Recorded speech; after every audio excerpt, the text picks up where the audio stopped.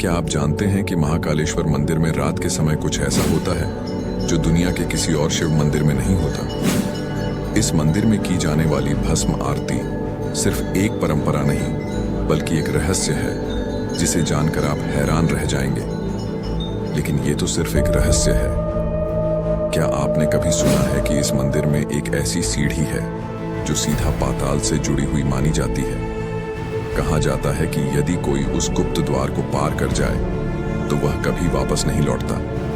इतना ही नहीं, इस मंदिर में एक ऐसा शिवलिंग है जो स्वयंभू है, यानी इसे किसी ने स्थापित नहीं किया बल्कि यह अपने आप धरती से प्रकट हुआ था।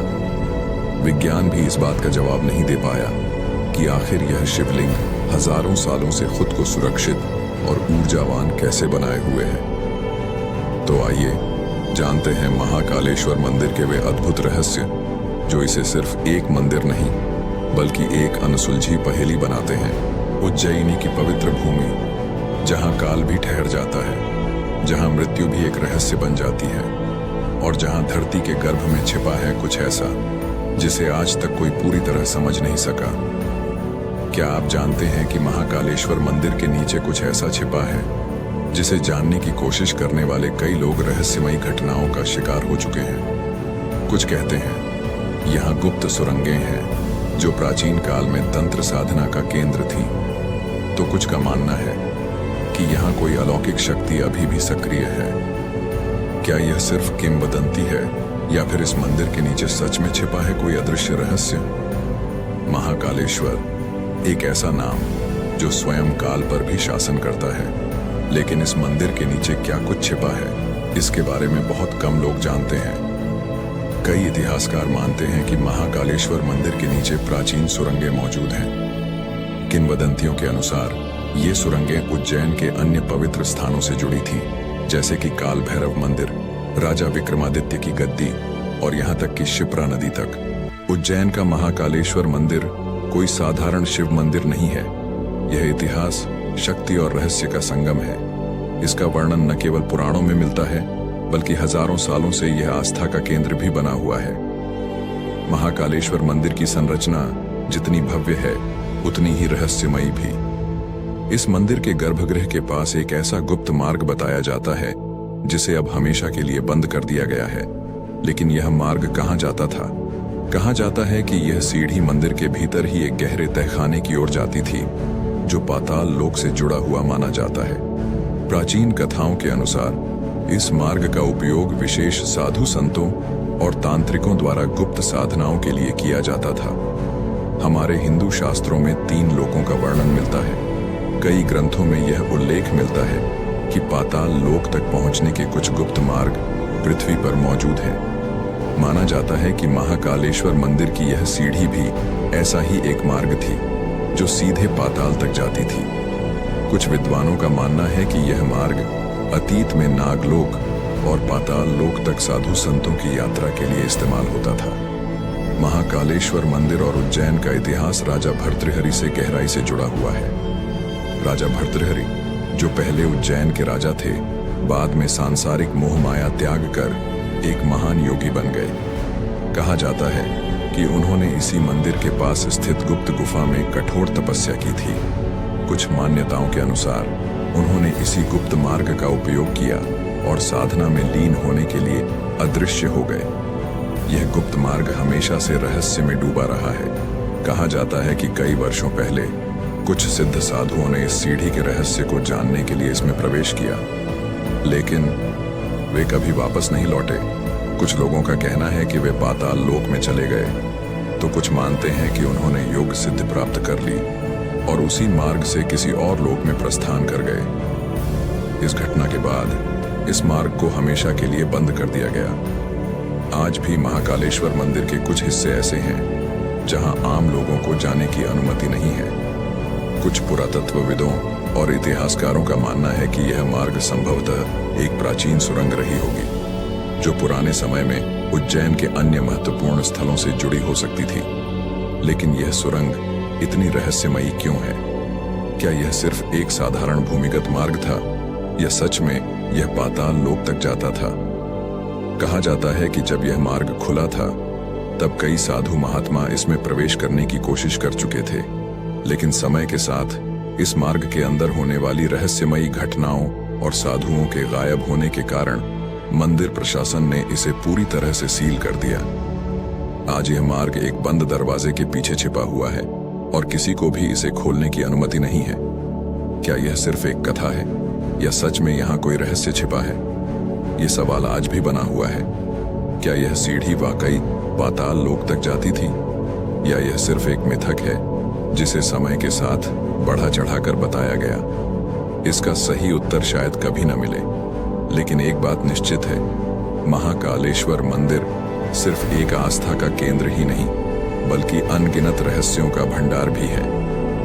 कहा जाता है कि प्राचीन काल में उज्जैन में एक भक्त कर्ण ने इस स्थान पर घोर तपस्या की थी।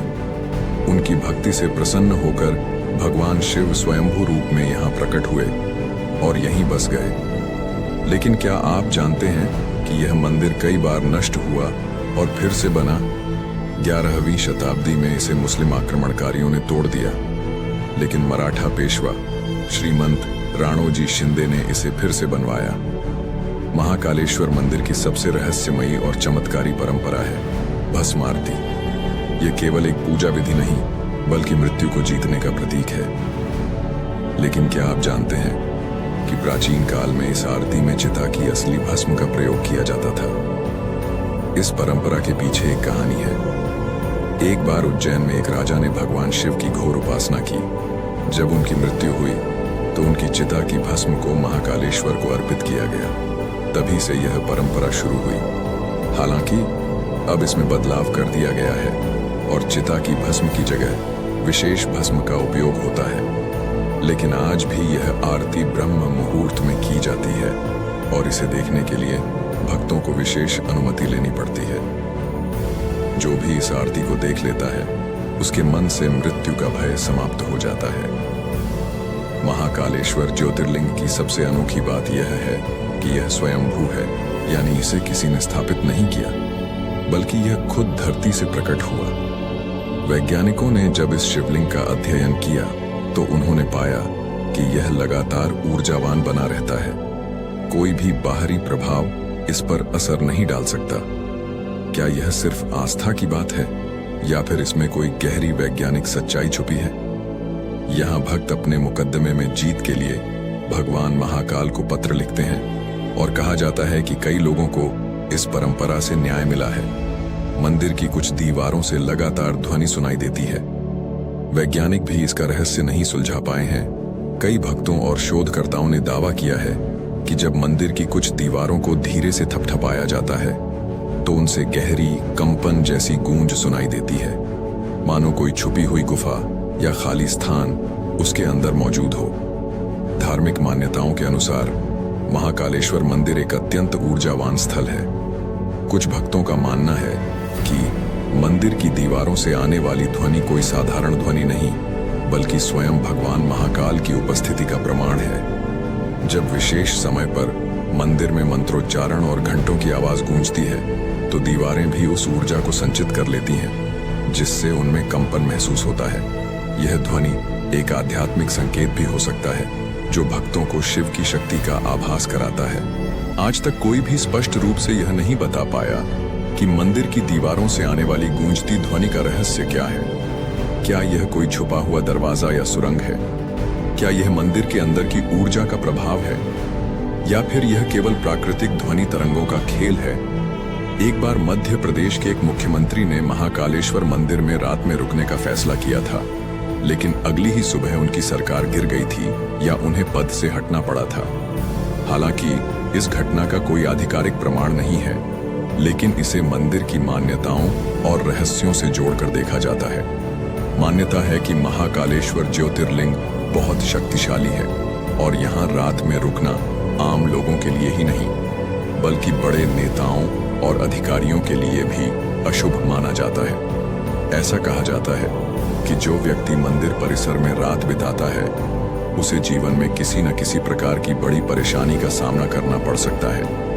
यह घटना सुनने में दिलचस्प लगती है और रहस्यमयी भी है, लेकिन इसके पीछे तर्क या वास्तविक प्रमाण नहीं मिलते।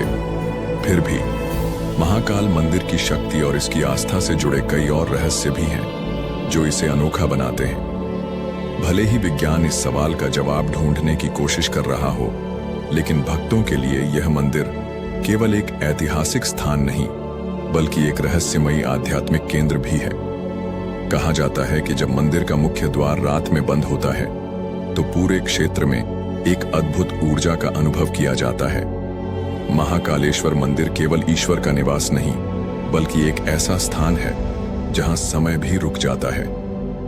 यहां जो आता है वह केवल दर्शन ही नहीं करता, बल्कि एक अनसुलझे रहस्य से भी रूबरू होता है। क्या आप कभी इस मंदिर में गए हैं? अगर हां, तो आपने कौन सा रहस्य महसूस किया? हमें कमेंट में जरूर बताएं।